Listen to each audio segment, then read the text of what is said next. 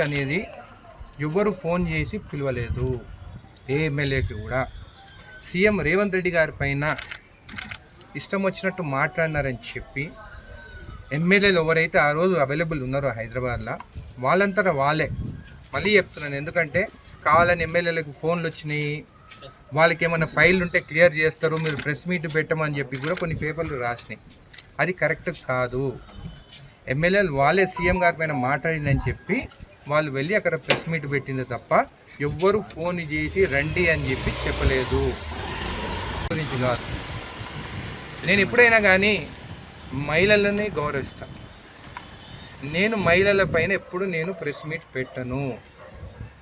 మా ఇంట్లో కూడా మా అమ్మ 10 సార్లు తిట్టినా కానీ తలకాయ వంచుకొని తలకాయ కింద పెట్టుకొని వింటాను, కానీ నేను మాట్లాడను. మహిళల పైన ఏమైనా కానీ మనం మాట్లాడితే వాళ్ళు 10 తిట్టినా కానీ మనం ఒక్క మాట మనం తిరిగి తిడితే నువ్వు ఒక్కసారి తిట్టినావు కదా అని చెప్పేసి మహిళలందరూ మన పైన రివర్స్ అవుతారు.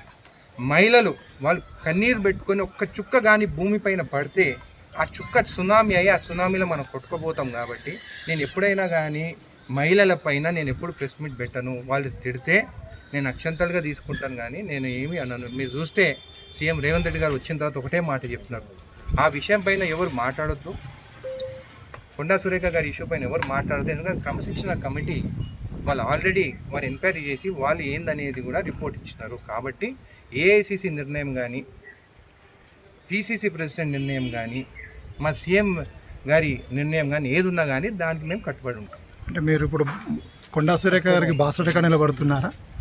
నేను ఒక మహిళల పైన నేను ప్రెస్ మీట్లు పెట్టను, మహిళలను కించపరిచేలాగా నేను మాట్లాడను.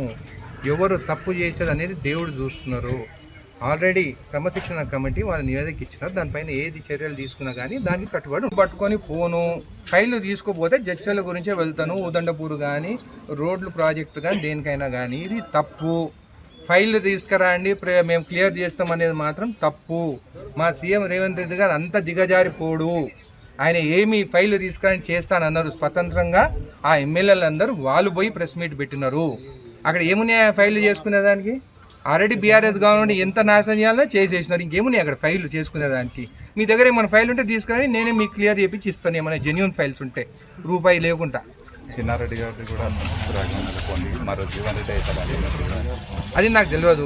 చిన్నారెడ్డి గారు చాలా సీనియర్ నాయకులు, యూత్ కాంగ్రెస్ నుంచి వచ్చినారు. ఇప్పుడు నేను ఆయన గురించి మాట్లాడలేను, ఎందుకంటే ఆయనకున్న అనుభవం అంతా నాకు రాజకీయం నా ఏజే లేదంట. కాబట్టి నేను ఆయన గురించి మాట్లాడలేను. ఆయన పెద్ద ఆయన ఆల్రెడీ క్రమశిక్షణ కమిటీ వాళ్ళు కూడా దానిపైన నివేదిక ఇచ్చారు. అది ఏది ఉన్నా కానీ వాళ్ళు చూసుకుంటారు. నేను పెద్దవాళ్ళ పైన నేను ఎప్పుడైనా కానీ తప్పుగా మాట్లాడతాను. డిప్యూటీ సీఎం దగ్గరికి బిల్స్ గురించి పోతాము. ఆల్రెడీ నేను చెప్పినాను ముందే, మా దగ్గర రోడ్స్ ఈ వర్క్స్ అన్నీ కొన్ని అయిపోయి ఉన్నాయి, బిల్స్ కావాలి, దానికి పోరాటం చేస్తాం. ప్రజల కోసం పోరాటం చేసేదాంట్లో తప్పేం లేదు. నా జడ్చల ప్రజలకు ఇబ్బంది పడితే నేను ఎవరితోనైనా కానీ ఎదుర్కొనేదానికి నేను సిద్ధంగా ఉన్నాను. ఎందుకంటే నాకు ఓటేసి గెలిపించింది జడ్చల ప్రజలు. జడ్చల ప్రజల కోసం ఎంత దూరమైనా కానీ నేను కొట్లాడతాను. ఒకవేళ బట్టి గారి దగ్గర పోయి బిల్స్ కోసం కొట్లాడతాను. ఏముంది, నేను ఇంట్లో మా నాయనతో కొట్లాడానా? అట్లనే ఆయన దగ్గర పోయి నేను కొట్లాడతాను. తప్పేముంది? ఇవ్వకుండా నేను దీక్షలో కూడా కూర్చుంటాను. తప్పేముంది? ఇది ప్రజాస్వామ్యం. అంబేద్కర్ గారు రాసిన రాజ్యాంగం ఇది. ప్రశ్నిస్తూనే ఉండాలి మన పని జరిగే వరకు. ఆయన పైన గౌరవం ఉంది అంబేద్కర్ గారి పైన. ఆ గౌరవంతోనే నేను ఎప్పుడు ప్రశ్నిస్తూనే ఉంటాను. నా జడ్చల నియోజకవర్గం ప్రజల గురించి ఎప్పుడైనా ప్రశ్నిస్తూనే ఉంటాను, కొట్లాడుతూనే ఉంటాను. ముఖ్యమంత్రి గారు ఒకటే అన్నారు, కొండా సురేఖ గారి గురించి ఎవరు ఏమీ మాట్లాడొద్దు అని చెప్పేసి. ఆల్రెడీ క్రమశిక్షణ కమిటీ వాళ్ళు చర్యలు తీసుకునేది వాళ్ళు చూసుకుంటున్నారు. వాళ్ళ రిపోర్ట్ ఆధారంగా ఏదైనా కానీ ఏఐసిసి చర్యలు తీసుకుంటే ఆయన చెప్పడం జరిగింది. ముఖ్యమంత్రి గారిని గౌరవిస్తూ నేను కూడా ఏం మాట్లాడను.